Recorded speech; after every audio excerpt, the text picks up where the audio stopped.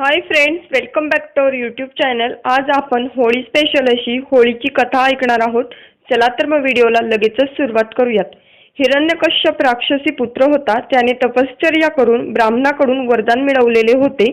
हिरण्यकश्यपाने जेव्हा पृथ्वीला पटली नेण्याचा प्रयत्न केला तेव्हा विष्णूने वराह अवतार धारण करून त्याचा नाश केला। त्यामुळे भडकलेल्या हिरण्यकश्यपाने विष्णूचे आपल्या राज्यात कोणी नाव घेऊ नये असे सगळ्यांना बजावले।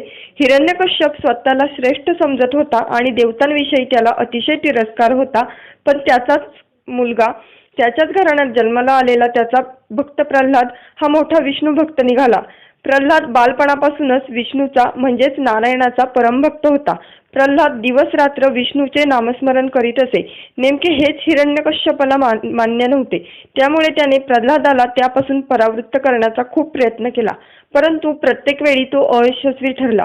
सगळे उपाय करून थकल्यानंतर हिरण्यकश्यपाने त्याची बहीण, जिचे नाव होलिका होते, तिला एक जबाबदारी सोपवली। ती म्हणाली, दादा, मला तुझा त्रास बघवत नाही। मला अग्निदेवाकडून असा वरदान आहे की मला आग जाळू शकत नाही। मी प्रल्हादाला अग्नीत घेऊन बसते। मला वरदान असल्यामुळे मी जळणार नाही, परंतु तो जळून खाक होईल। हे ऐकून हिरण्यकश्यपाने गावात वाळलेल्या कातवाने मोठी पेढी तयार केली। त्यात होलिका प्रल्हादाला घेऊन बसली व शिपायांनी आग लावून दिली। होलिका आपल्या वरदानाच्या धुंदीत होती, परंतु भक्त प्रल्हाद याही वेळी फक्त आणि फक्त विष्णूंचे नाव घेत होता। झाले असे की होलिकेचे अंग जळू लागले, तिच्या अंगाचा दाह होऊ लागला। प्रल्हाद मात्र विष्णू नामस्मरणात दंग असल्यामुळे व्हायचे तेच झाले। होलिका जळून राख झाली आणि प्रल्हाद सुखरूप जिवंत बाहेर आला। त्याच्या भक्तीने प्रसन्न होऊन विष्णूने खांबातून नृसिंह अवतार घेऊन हिरण्यकश्यपाचा वध केला।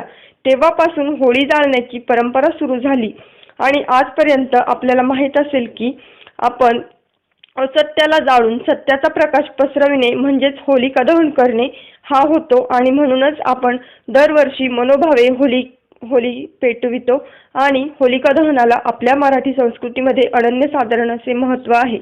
त्याचप्रमाणे आपल्याला माहीत असेल की होलाष्टक पाळले जाते, म्हणजेच काय, जे 8 दिवस होलिका भक्त प्रल्हादाला घेऊन बसली होती ते 8 दिवस म्हणजे होळी पेटविण्याच्या आधीचे 8 दिवस आपल्याकडे होलाष्टक पाळले जाते। या होलाष्टकात कुठलेही शुभ कार्य करण्यास मनाई असते किंवा प्रामुख्याने टाळले जाते।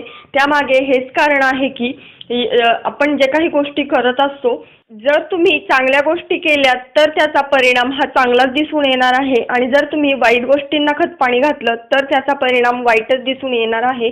आणि हेच या कथेवरून समजते। 8 दिवस जरी होलिका भक्त प्रल्हादाला घेऊन अग्नीमध्ये बसली असतील आणि तिला अग्निदेवतेकडनं हा वरदान मिळालेलं असेल की तुला अग्नीपासून काही भय नाही, परंतु ती भक्त प्रल्हादाला त्रास व्हावा का, तर तो विष्णू भक्ती करत होता म्हणून यासाठी त्याला होळीत घेऊन बसली होती। परंतु झाले असे उलटेच की भक्त प्रल्हाद विष्णुदेवांचा धावा करीत असल्यामुळे तो आहे तसा सुखरूप बाहेर आला आणि तिचे मात्र दहन झाले। आणि याच कारणाने आपण होळी पेटवतो। आणि त्यानंतर जी रंगपंचमी साजरी करतो तीच विष्णूचे जे इतर भक्त आहेत, विष्णुदेवांच्या इतर भक्तांनी भक्त प्रल्हादाच्या विजयाखातीर रंगोत्सव साजरा केला होता। म्हणूनच होळी दहन झाल्यानंतर 5 दिवसांपर्यंत आपण रंगांची उधळण करत असतो।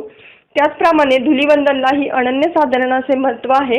म्हणजेच काय, तर होळी हा सण होळी, धुलीवंदन आणि रंगपंचमी या 3 दिवसांमध्ये विभागला आहे।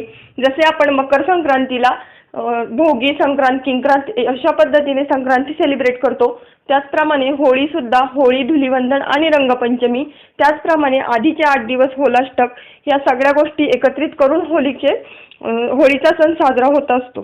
आमचा आजचा व्हिडिओ संपूर्ण ऐकला याबद्दल धन्यवाद। पुन्हा भेटूया नवीन अशा इंटरेस्टिंग आणि माहितीपूर्ण व्हिडिओमध्ये। व्हिडिओ आवडला असेल तर जास्तीत जास्त लाईक आणि शेअर करा आणि चॅनल आवडलं असेल तर जरूर सबस्क्राईब करा। तोपर्यंत goodbye and take care.